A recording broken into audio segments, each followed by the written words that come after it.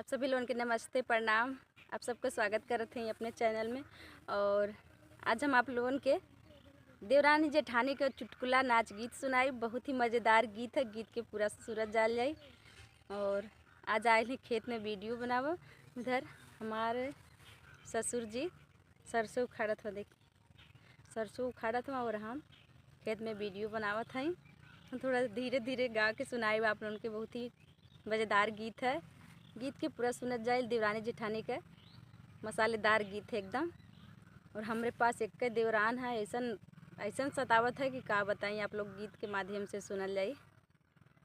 ई हमरो देवरनिया कमजोर बा, बड़ी चुगल खोर बाना। ई हमरो देवरनिया कमजोर बा, बड़ी चुगल खोर बाना।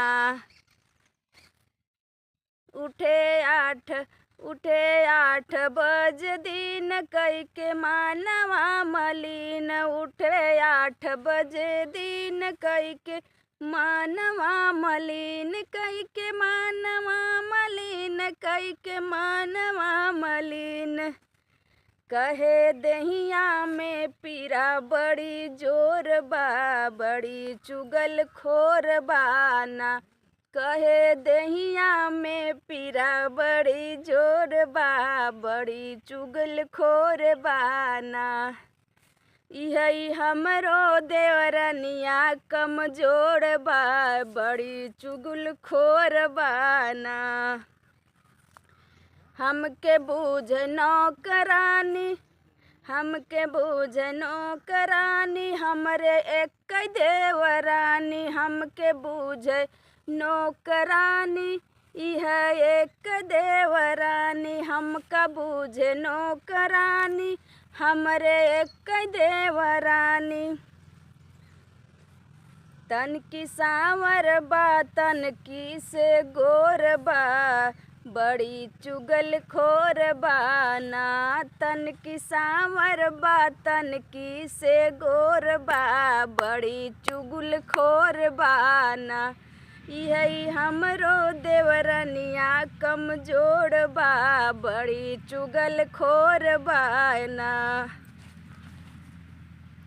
कहे हम पे हुक्म चलावे, बात बात में दबावे। हम पे हुक्म चलावे, बात बात में दबावे।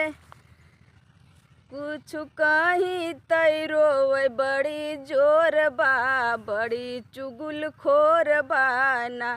कुछ कहीं तैरोवे, बड़ी जोर बा, बड़ी चुगल खोर बाना।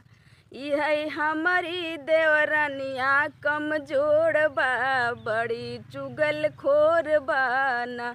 यही हमारी देवरनिया कमजोर बा, बड़ी चुगल खोर बाना। आप लोगों को बताओ गीत कैसा लगा था आप सबके।